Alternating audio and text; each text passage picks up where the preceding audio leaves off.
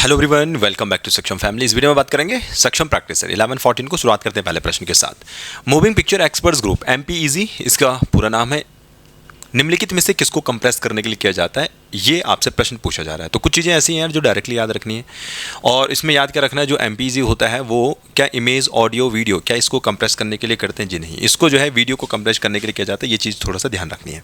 इसके अलावा हमारे पास जैसे आपके पास MP3 होता है, MP4 होता है, आपने जिप फाइल देखी होगी। जैसे जिप वगैरह जो होती है आपके पास, वो होती है बिना किसी जो डेटा बोलो या फिर जो क्वालिटी होती है उसको लॉस किए हुए कंप्रेस किया जाता है। इसी तरीके से आपका विनार होता है, और इसी तरीके से आपके पास नॉर्मली जैसे PNG फाइल आपने देखी होंगी, वो सारी की सारी फाइलें कंप्रेस होती हैं, बट वो बिना लॉस के आपके पास कंप्रेस की जाती हैं।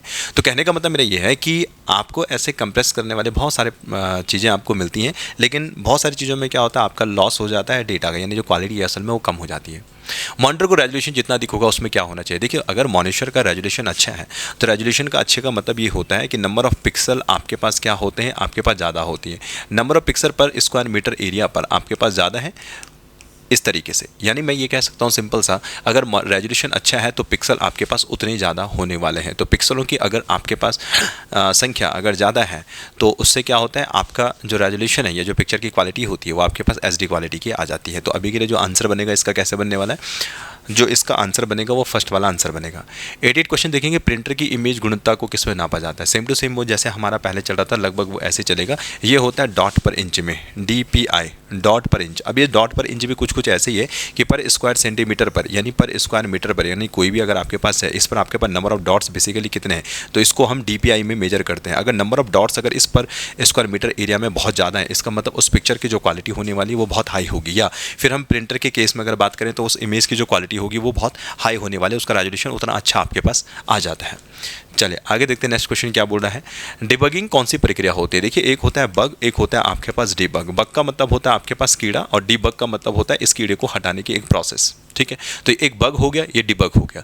तो डिबगिंग क्या होती है, एक सॉफ्टवेयर प्रोग्राम में जब आप क्या करते हैं, त्रुटियों की जांच करते हैं। एक सॉफ्टवेयर प्रोग्राम में जब त्रुटियों की जांच की जाती है तो उसको क्या बोलते हैं हम, डिबग जो है इसको बोला जाता है। ठीक, एक सॉफ्टवेयर प्रोग्राम को संशोधित करना नहीं होता है ये। यहाँ पे हम क्या करेंगे, सबसे पहले जो है गलतियों को फाइंड आउट करेंगे। जब भी आप क्या करते हैं, जब भी आप कोई प्रोग्राम बनाते हैं, उस प्रोग्राम के बाद एरर जब आप फाइंड आउट करते हैं कि यार इसमें कोई एरर तो नहीं है जो मैंने प्रोग्राम लिखा हुआ है, तो वो जो प्रोसेस होती है उसको डिबगिंग जो है प्रोसेस कहा जाता है। ठीक है, चलिए इतना चीज़ थोड़ा सा आप ध्यान रखिएगा। आगे बढ़ते हैं नेक्स्ट क्वेश्चन की तरफ। URL की फुल फॉर्म देखो, बचपन में पढ़ी होगी, नहीं भी पढ़ी होगी तो पता होना चाहिए। URL की फुल फॉर्म आपके पास यूनिफॉर्म रिसोर्स जो है आपके पास लोकेटर होता है। एक पर्टिकुलर आपके पास एक नंबर होता है या आपके पास एक एड्रेस है जिससे आप पर्टिकुलर किसी भी वेबसाइट पर पहुँच सकते हैं, या वेबसाइट के किसी भी जो वेब पेज होता है उसमें आप पहुंच सकते हैं। चलिए अब इसमें देख लेते हैं, जिसको प्रॉब्लम हुई हो आप उसमें यहाँ पे थोड़ा सा चेक कर लीजिएगा। यहाँ पे बोला गया है कि आपको 3 और 6 को क्या करना है, इंटरचेंज करना है। दूसरा, प्लस और माइनस डिवाइड को चेंज करना है। साथ ही साथ में आपको माइनस और मल्टीप्लाई में कोई भी चेंज नहीं करना है। और साथ ही साथ में यहाँ पे एक चीज़ और बोली गई है, बस इतना ही करना है ना। ओके, तो जहाँ जहाँ पे 3 नज़र आ रहा है पहले वहाँ पे 6 लिख दो। यहाँ पे हम 6 लिखेंगे। जहाँ पे 6 लिख रहा है, दिखाई दे रहा है, वहाँ पे 3 कर दो। यहाँ पे हम 3 लिखेंगे। 3 की जगह हम क्या लिख देंगे, यहाँ पे 6 लिखेंगे। और यहाँ पे 3 की जगह 6 और 6 की जगह 3 कर देंगे। ये कुछ आपको ऐसे बोला गया है, यानी भैया यहाँ पे बोला 3 कर दो ऐसे, और यहाँ पे आप क्या कर दो, 6 कर दो। तो इस तरीके से बेसिकली आपसे बोला गया था। अब आज इसमें चेंज कुछ भी नहीं करना है, अब इसको बस डायरेक्टली सॉल्व करना है। अब सॉल्व कैसे करेंगे, ये यहाँ पे ये प्लस का नज़र आ रहा है, इसको पहले डिवाइड यहाँ पे कर देंगे, और जो डिवाइड है यहाँ पे प्लस कर देंगे, और मल्टीप्लाई और माइनस में कोई भी चेंज नहीं करना, इसको सॉल्व करना है, दैट्स इट। सबसे पहले देखो, 96 डिवाइड बाय 48 करेंगे तो 48 से 96 को 2 टाइम्स डिवाइड होगा, तो पहले 2 आ जाएगा यहाँ पे। प्लस सेम ऐसे रहने वाला है, 3 गुणा के 16 कर लीजिएगा, यहाँ पे आपके पास कितना आ जाएगा, 48 आ जाएगा। और साथ ही साथ में यहाँ पे कितना आने वाला है, आपके पास 36 आएगा।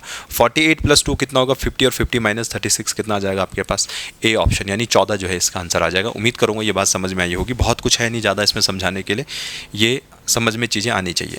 आगे देखेंगे नेक्स्ट क्वेश्चन क्या बोल रहा है। F का अर्थ बोला प्लस है, तो चलिए बनाइए साफ। F कहाँ पे है, F का मतलब हमने यहाँ पे प्लस लिख दिया, थोड़ा सा इसको बड़ा करते हैं। F का मतलब हमने क्या कर दिया यहाँ पे, F का मतलब साहब हमने प्लस किया है। P का अर्थ मल्टीप्लाई किया है, तो किधर है P, तो P को हमने यहाँ पे मल्टीप्लाई किया है। K का अर्थ माइनस है, तो K को यहाँ पे जो है माइनस कर दो, और साथ ही साथ में डिवाइड और नहीं सॉरी, टी किधर लिखा है, टी टी टी टी का अर्थ डिवाइड है तो यहाँ पे डिवाइड कर दो कुछ इस तरीके से। अब इसको सॉल्व करने का हमें प्रयास करना है। सबसे पहले सॉल्व कैसे करते हैं हमें पता है, डी मास रूल लगाते हैं। डी मास रूल लगाते हैं और डी मास रूल में सबसे पहले डिवाइड करते हैं फिर मल्टीप्लाई करते हैं। डी मास रूल में 48 डिवाइड बाई 8 करेंगे तो आपको 5 मिलने वाला, तो पहले 5 लिखेंगे ऐसा, 8 5 से 40 होता है ना, बहुत सिंपल है। उसके बाद प्लस का साइन है तो प्लस का साइन बीच में ऐसे लिखेंगे, फिर मल्टीप्लाई करेंगे, 16 4 से कितना होता है 64, यानी 64 आ जाएगा और फिर माइनस यहाँ पे कितना करेंगे 13 कर देंगे। ठीक, इसके बाद इसको ऐड कर लीजिएगा, यहाँ पे आपके पास 69 आएगा, 69 माइनस 13 आप करेंगे तो कितना आपके पास आना चाहिए 9 माइनस 3 6 होता है और 6 माइनस 1 आपके पास कितना आ जाएगा 56, यानी ऑप्शन नंबर बी जो होगा इसका आंसर आ जाएगा। चलिए 93 क्वेश्चन की तरफ बढ़ते हैं। क्वेश्चन क्या बोल रहा है जरा इसको देख लेते हैं। क्वेश्चन कह रहा है निम्नलिखित समीकरणों को संतुलित करने के लिए किन दो चिन्हों को आपस में बदलना पड़ेगा, ये बताना है हमें। एक मतलब किसी भी मतलब हर एक को जो है चेक करना पड़ेगा। अगर मान लो मैं सी वाला ऑप्शन ले लूँ, सी में मैं डिवाइड और माइनस को जो है इंटरचेंज कर रहा हूँ, यानी यहाँ पे जो माइनस है इसकी जगह मैं डिवाइड करूँगा और यहाँ पे जो ये डिवाइड का साइन है इसकी जगह मैं सिंपल माइनस करूँगा, यानी माइनस की जगह डिवाइड, डिवाइड की जगह माइनस। हमें चेक करना पड़ेगा क्या इसका आंसर 169 आ रहा है या नहीं आ रहा है। चलो देखते हैं। सबसे पहले यहाँ पे 156 डिवाइड बाई 13 है तो 13 बन जाए, आपके पास यहाँ पे 13 आता है और यहाँ पे कितना हो जाएगा 26 और 13 2 जा 26 यानी 12 आएगा। प्लस का साइन ऐसे रहने वाला है, यहाँ पे फिर मल्टीप्लाई करेंगे, 89 जो कितना होता है आपके पास 72 हो जाएगा, 162 हो जाएगा। ठीक, और यहाँ पे कितना आ जाएगा -5 आ जाएगा।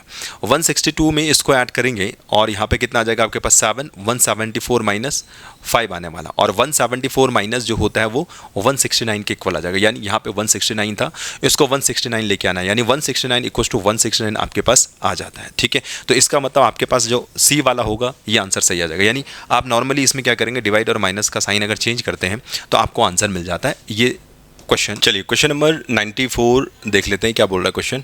तो जैसे इस क्वेश्चन में बोला गया उसके अकॉर्डिंग हमें चलना है। ठीक है, क्वेश्चन है 5 व्यक्ति थे भाई इसमें, अब इसमें थोड़ा डी को ई को आगे पीछे मैंने लिखा था, इसको थोड़ा सा करेक्ट कर रहे हैं। इसमें A B C D E सप्ताह के विभिन्न दिनों में जो सोमवार से लेकर शुक्रवार है स्कूल जाते हैं, 2 व्यक्ति सी और बी के मध्य स्कूल जाते हैं। ठीक है, ये कुछ क्वेश्चन है तो हम क्या करेंगे, कुछ इस तरीके से बना लेंगे। मैंने कहा देखो साहब, पहला दिन हो गया, ये दूसरा दिन है, ये तीसरा दिन है, ये चौथा दिन है, ये 5वां दिन है, ये 6ठा दिन है।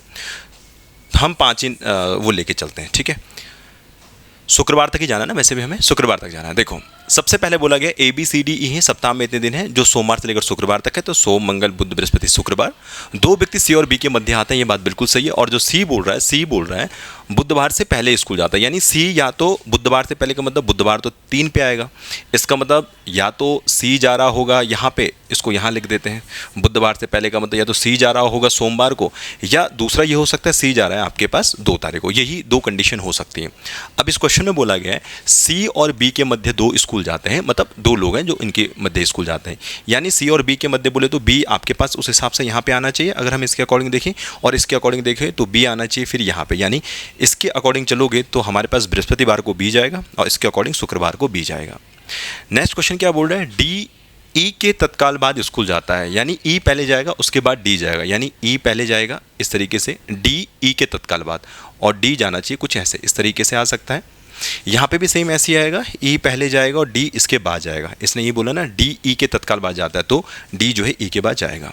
और लास्ट में क्या है, ए शुक्रवार को स्कूल नहीं जाता, इसका मतलब हमारे पास लास्ट ए तो यही बचने वाला है। और इधर के लिए देखें, इस वाले के लिए देखें तो ए भाई इधर आएगा, और इसने बोला है ए शुक्रवार को नहीं जाता, इसका मतलब ये वाला तो नहीं आएगा, इसके ये वाला आना चाहिए। हमें बताना था बुधवार को कौन जाएगा, इसका मतलब यहाँ पे जो ई होगा वो बुधवार को जाएगा, यानी ऑप्शन नंबर डी जो है इसका राइट आंसर होगा। चलिए आगे बढ़ते हैं। P Q R S T U एक परिवार के 6 सदस्य हैं जिनमें 2 विवाहित जोड़े हैं। शिक्षक टी का विवाह डॉक्टर से हुआ है, शिक्षक टी है। ठीक है, तो मैंने कहा देखिए शिक्षक टी है और इसका जो विवाह है, इसका विवाह किसके साथ हुआ है, इसका जो विवाह है भाई वो हुआ है आपके पास डॉक्टर के साथ। तो ठीक है, हमने यहाँ बना दिया डॉक्टर। अच्छा एक काम करते हैं, देखिए एक है शिक्षक, मैंने सी से शिक्षक लिख दिया, और यहाँ पे इसका जो विवाह है वो डॉक्टर के साथ हो रहा है। अभी देखिए जो भी होगा, लेकिन ये हस्बैंड वाइफ होंगे, शिक्षक और डॉक्टर क्या होने वाले हैं, हस्बैंड वाइफ होंगे। अब मुझे नहीं पता कि इनमें मेल या फीमेल कौन है, बट जो भी है इसको हम आगे देखेंगे। शिक्षक का विवाह टी का विवाह डॉक्टर से हुआ है जो आर और यू की माँ है। इसका मतलब ये जो शब्द इस्तेमाल किया गया है, ये जो इस्तेमाल किया गया इस डॉक्टर के लिए, इसका मतलब असल में जो डॉक्टर है वो माँ है। इसका मतलब शिक्षक क्या होगा आपके पास यहाँ पे, ये फादर होने वाला है, और इनके 2 बच्चे हैं आर और यू, तो हम इसमें इस तरीके से बना सकते हैं आर और यू की ये माँ है, तो ये कुछ इस तरीके से आ गया। दूसरा देखिएगा, वकील क्यू का विवाह पी से हुआ है। अब हमारे पास कोई वकील है, इधर मैं एक वकील बना देता हूँ कुछ ऐसे, और वकील का जो विवाह हुआ है, ये वकील का विवाह किससे हुआ है? वकील का विवाह हुआ है पी से। ये पी कौन है मुझे नहीं पता है, बट हस्बैंड वाइफ है, कोई भी अपने पास यहाँ हो सकते हैं। पी का एक पुत्र और एक पौत्री है। पी का एक पुत्र है, यानी यहाँ पे पी का कोई एक पुत्र आएगा, सिंपल सी बात है, और इस पुत्र की ऑब्वियस सी बात है एक बेटी होगी, तभी जो है इसका एक पुत्र एक पौत्री होगी। इस तरीके से आ सकता है। दो विवाहित महिलाओं में एक गृहिणी है, इसका मतलब देखिए अगर यहाँ पे जो डॉक्टर है एक महिला है, लेकिन ये जॉब वाली है। गृहिणी का मतलब जो घर का कार्य करती है। वकील इसका प्रोफेशन है, वो घर का काम नहीं करेगा, इसका मतलब यहाँ पे पी जो होगी वो गृहिणी होगी, सिंपल सी बात है। इस तरीके से यानी जो वकील होगा फिर वो आपके पास एक मेल होगा। तो यहाँ पे दो विवाहित जोड़े इस तरीके से आ चुके हैं। अब प्रश्न के अनुसार क्या हमें कुछ और चीज़ें मिल पा रही हैं? अब हमें क्या बताना है, निम्नलिखित में से क्या परिवार की पौत्री के बारे में सही नहीं है? निम्नलिखित में से क्या परिवार की पौत्री के बारे में सही नहीं है, हमें ये बताना है। अब पौत्री तो ये है ना, क्या सही नहीं है? देखो, वह वकील है, क्या ये वकील है? जी नहीं, ये वकील नहीं है। वकील तो इसके पिताजी हैं, नहीं पिताजी नहीं, दादाजी बोलिए। वह इंजीनियर है, क्या यह इंजीनियर है? देखो ये कुछ कुछ हो सकता है, ये हो सकता है, अभी नहीं पता। वह डॉक्टर है, देखो डॉक्टर भी नहीं हो सकता, डॉक्टर तो यहाँ पे ये भी नहीं हो सकता। अब हमारे पास दो ही बच रहे हैं, या वह इंजीनियर है और वह छात्रा है। तो देखिए क्या मैंने यहाँ पे कोई इंजीनियर या छात्रा के बारे में बात हो रखी है? देखते हैं जरा, यहाँ पे कुछ किसी चीज़ के बारे में बात हो रही है जिनमें से दो विवाहित जोड़े हैं। शिक्षक टी का विवाह डॉक्टर से हुआ है। अच्छा ठीक है, यहाँ पे और चीज़ें कुछ बताई गई हैं। दो विवाहित महिलाओं में एक गृहिणी है, परिवार में एक छात्र भी है और एक पुरुष इंजीनियर है। इसका मतलब सिंपल सी बात है, देखो एक चीज़ तो ये होने वाली है कि यहाँ पे एक छात्र है, सिंपल सी बात है, परिवार में एक छात्र भी है, कोई छात्र होगा। अब कौन है छात्र इनमें हमें नहीं पता, पर इनमें कोई ना कोई छात्र होगा। अब इसमें बोला है कि पौत्री, अब पौत्री का मतलब क्या है भैया? ये सिंपल सी बात है, ये कोई लड़की होने वाली ना, एक पौत्र हो गया, एक पौत्री हो गई, लड़की हो गई, तो ऑब्वियस सी बात है यहाँ पे ना ये छात्रा होगी, फिर ये फिर और नहीं आएगा इसमें आंसर, ठीक है? क्योंकि यहाँ पे इसने बोला ना कि एक पुरुष इंजीनियर है, तो पुरुष कोई भी हो वो पुरुष तो इंजीनियर है, तो मुझे पता है कि वो मेल है, और हमें यहाँ पे पौत्री के बारे में बोला, तो पौत्री से रिलेटेड आपके पास एक ही तो ऑप्शन बच रहा है, फिर छात्रा का, तो यानी आंसर इसमें छात्रा आएगा, फिर इसमें ज़्यादा सोचने वाली बात है नहीं। चलिए आगे बढ़ते हैं नेक्स्ट क्वेश्चन की तरफ। क्वेश्चन क्या कह रहा है? क्वेश्चन कह रहा है ए योगफल m गुणा करने के लिए, d भागफल के लिए और g अधिक के लिए, l कम के लिए। देखो जब ये क्वेश्चन आया तो इसमें इस तरीके से बनाओ। अगर मैं इस सी वाले में इसके आंसर पुट करूं तो क्या बनने वाला है? ए योगफल को दिखाते हो तो हमने इसमें योगफल दिखा दिया, ठीक है साहब, ए को योगफल हो गया। एम को गुणा दिखाना है तो एम को यहाँ पे इस तरीके से गुणा दिखाओ, ये भी प्रॉब्लम नहीं है। डी भागफल के लिए दिखाना है तो डी को भागफल दिखा दो, ऐसे इसमें भी समस्या नहीं है। जी अधिक के लिए किधर है जी? अच्छा जी यहाँ पे कहीं भी नहीं है, तो हम इसमें कुछ नहीं दिखा पाएंगे। एल कम के लिए, क्या एल है कम के लिए? तो इसको कम दिखाओ कुछ इस तरीके से। अब और बताइए, यहाँ ए पॉजिटिव करना तो ए पॉजिटिव करना, इस तरीके से। अब इसको सॉल्व करने का प्रयास करते हैं। देखो 20 डिवाइड बाई 4 है, तो यहाँ पे कितना हो जाएगा? 5 आ जाएगा, बहुत सिंपल सी बात है, 4 पंजे 20 होता है। 5 + 4 आ जाएगा इस तरीके से, और यहाँ पे ग्रेटर देन का मतलब ये लेस देन है। इधर से क्या होने वाला है? देखो 2 × 3 करेंगे 6, यानी यहाँ पे आएगा 4 + 6 इस तरीके से। 5 + 4 9 होता है, और 9 इज़ लेस देन 6 + 4 10, यानी इसका मतलब अभी आप और चेक करेंगे ना तो और आंसर नहीं बनेगा, केवल सी इसमें आंसर बनेगा भैया। 9 जो है 10 से कम आपके पास आंसर आएगा। तो ये इस तरीके से यहाँ पे हमें इसके अकॉर्डिंग इनको चेंज करना है, जिसमें भी ऑप्शन बनेगा वो आपका यहाँ पे आंसर हो जाएगा। 97 चलते हैं, क्वेश्चन क्या बोल रहा है भाई? क्वेश्चन नंबर 97 की तरफ बढ़ते हैं, और क्वेश्चन क्या कह रहा है? नीचे दी गई आकृतियों में समांतर चतुर्भुजों की संख्या कितनी है ये बताना है, ठीक है? तो समांतर चतुर्भुज पहली बात कैसे काउंट करते हैं जरा इनको देखो। देखो इस तरीके से आएगा, मान लो कि हमने ये पॉइंट बनाया, ठीक, इस पॉइंट से इस तरीके से आपके पास एक आ रहा है, तो एक तो ये बना इस तरीके से, ये समांतर चतुर्भुज है। सेम इस तरीके से हम इसको यहाँ से ये भी बना सकते हैं कुछ, कैसे ये बनेगा आपके पास, मतलब इस तरीके से ये दूसरा बनेगा, ठीक है? कुछ इस तरीके से हम इसमें एक और बना सकते हैं, जैसे आपके पास ये आ जाएगा, ये 4 बना सकते हैं, मतलब कुछ इस तरीके से आपको हर एक पॉइंट पे बनाना पड़ेगा। तो मैं इसके लिए आपको एक लॉजिक बता देता हूँ जो बहुत सिंपल रहने वाला। देखो 4 ही क्वेश्चन आते हैं इससे। 4 क्वेश्चन क्या आ सकता है? जैसे एक तो ये है क्वेश्चन इस तरीके से, और दूसरा क्वेश्चन ऐसा कुछ हो सकता है जैसे ये क्वेश्चन आया है।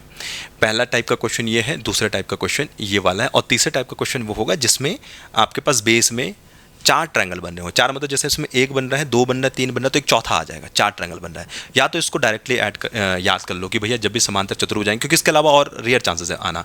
इसमें 3 होते हैं, इस वाले में 15 होते हैं, मतलब याद करना है तो 15 होते हैं, और एक अगर 4 आ जाए तो 4 वाले में 45 होते हैं। बस एक तरीका तो ये है याद करने का, जिसे याद रखा जा सकता है। और याद नहीं करना है तो इसको ऐसे याद कर सकते हैं, एक तरीका बता रहा हूँ। 1 हो गया, 2 हो गया, 3 हो गया। इसमें 3 है तो 3 लिख लो यहाँ पे। 3 से 1 कम लिखना है यहाँ पे 2, पहले वो लिखो जो है, तो 3 से 1 कम लिखना है, और फिर यहाँ पे 3 से 2 ज़्यादा करना है। 3 से 2 ज़्यादा बोले तो एक 4 और एक 5, और डिवाइड बाई करना है इसमें 8, कुछ इस तरीके से। 4 से 2 टाइम से कटेगा, 2 से ये कट जाएगा, और 3 × 5 बचेगा आपके पास, तो ये आ जाएगा 15। बहुत सिंपल है। इसी तरीके से मान लो मैंने यहाँ पे लिखा 1 और 2, 2 ही तो है इसमें, तो यहाँ पे मैंने लिखा 2, तो 2 से 1 कम कर लो। 2 से 1 कम कितना होता है 1, और 2 से 2 ज़्यादा कितना, यानी 3 और 4, और डिवाइड बाई कितना आ जाएगा यहाँ पे 8, यानी 4 2 से कितना होता है, ये होगा 2 टाइम्स, और 2 से 2 कैंसिल हो जाएगा, और 3 1 जा 3, यानी ये 3 आएगा। कुछ इस तरीके से कर सकते हैं, ठीक है। और 4 वाले में भी आप ऐसे कर सकते हैं। 4 रहेगा उसमें क्या रहने वाला है, ऐसे 4 रहेगा उसमें। 4 से 1 कम कर लो तो कितना मिलेगा 3, और 4 से 2 ज़्यादा 5, और मल्टीप्लाई 6 अपॉन में 8 कर लेना। 4 2 जा 8 होता है, 2 3 जा 6 होता है, 5 3 जा 15, और 15 3 जा 45, तो उसका आंसर आता है 45। बहुत सिंपल है। अब देखो ऐसे ना काउंट करने की जरूरत ही नहीं है, पहली बात तो ये है। और काउंट करना है तो फिर मैंने काउंट करना सिखा दिया, कैसे आप जो है हर एक चीज़ को, पॉइंट को काउंट करके कवर करके चल सकते हो। आगे देखते हैं नेक्स्ट क्वेश्चन। इस क्वेश्चन में बताना है नंबर ऑफ जो त्रिभुज हैं वो कितने होने वाले हैं। तो इस केस में 1 2 3 4 5 6, यानी अगर आपके पास जो है डायग्राम ऐसा है, यानी अगर आपके पास कोई एक वर्ग है या फिर कोई स्क्वायर बॉक्स है, उसके अंदर अगर आपको ट्रायंगल निकालने होते हैं तो पहले 1 1 बना करके कर लो इसको इस तरीके से। जितने हैं उसको मल्टीप्लाई 2 कर लो, आपके पास जो आंसर बनेगा कितना बनेगा, वो 12 बनेगा। तो 12 उसका डायरेक्टली जो है आपके पास आंसर आ सकता है। उम्मीद करूँगा ये बात समझ में आई होगी। 99 क्वेश्चन देखेंगे, नंबर ऑफ त्रिभुज बताने हैं कितने होंगे। पहले सिंगल वाले चेक करेंगे कि एक वाले कितने आ रहे हैं, तो एक वाले चेक करो भाई। तो एक तो ये हो जाएगा यहाँ पे 1, यहाँ पे कितना हो जाएगा 2, इस तरीके से यहाँ पे हो गया 3, इस तरीके से हो गया 4, यहाँ पे ये वाला होगा 5, यहाँ पे ये हो गया आपके पास 6, इस तरीके से 7, यहाँ पे ये वाला आपके पास बन गया 8, यहाँ पे ये बन गया 9, इधर आ गया 10, और एक ही हो गया 11, और एक ही आ गया यहाँ पे 12। मतलब टोटल ट्रायंगल कितना आ गया 12 आ गए। एक बार वापस से चेक कर लेते हैं ताकि कुछ गलती ना हो। चलो हमने देखा भैया, एक ये है, 2 3 4 5 6 7 8 9 10 11 12, यानी सिंगल वाले हमारे पास कितने आ रहे हैं 12 आ रहे हैं।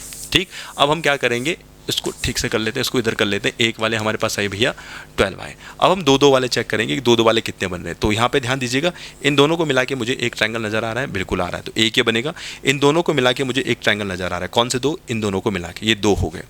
इसी तरीके से इन दोनों को मिला के मुझे एक और ट्रायंगल नजर आ रहा है, ये हो गए 3। इसी तरीके से अपने को ये वाला एक ट्रायंगल नजर आ रहा है, इसको और इसको मिला के कितने हो गई, 1 हो गया, 2 हो गया, 3 हो गया, 4। तो अभी तक हमने 4 काउंट कर लिए हैं।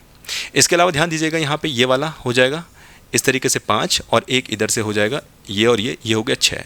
इसी तरीके से हमारे पास यहाँ से लेकर ये वाला, ये और ये होंगे 7, और एक फाइनली ये वाला जो अभी तक हमने काउंट नहीं किया 8, यानी मेरे पास 2 वाले कितने आए हैं, 8 आए हैं। ठीक है, उम्मीद करूँ ये बात समझ में आई होगी कि कैसे हम इनको सॉल्व कर रहे हैं। ठीक है, इसीलिए हर एक चीज़ जो है काउंट करवा रहा हूँ। इसके अलावा अगर कहीं कमी हो जाएगी तो फिर हम उसको वापस ताकि चेक कर सकते हैं। अब मुझे देखिए यहाँ पे क्या कहीं पे 3 फिगरों को जोड़ करके कहीं पे ट्रायंगल बन रहा है, तो जी हाँ बन रहा है। देखो कहाँ पे बन रहा है, 3 फिगरों को एक साथ जोड़ करके ट्रायंगल, 1 2 3, क्या इन तीनों को जोड़ के एक ट्रायंगल नहीं बन रहा है, बिल्कुल बन रहा है। तो एक तो ये आ जाएगा यहाँ पे 1 2 3, एक ये वाला भी आ जाएगा यहाँ पे, तो इन तीनों को मिला के एक ट्रायंगल बन रहा है। यानी 3 वाले मेरे पास कितने आ गए, 3 वाले अपने पास 2 आ गए। तो 3 वाले 2 आ चुके हैं, ये बात भी सबको समझ में आई होगी। चलो इसके अलावा हम देखेंगे 4 वाले कहीं हैं जहाँ से मुझे 4 ट्रायंगलों को एक साथ जोड़ के कोई एक फिगर मुझे मिल रहा हो।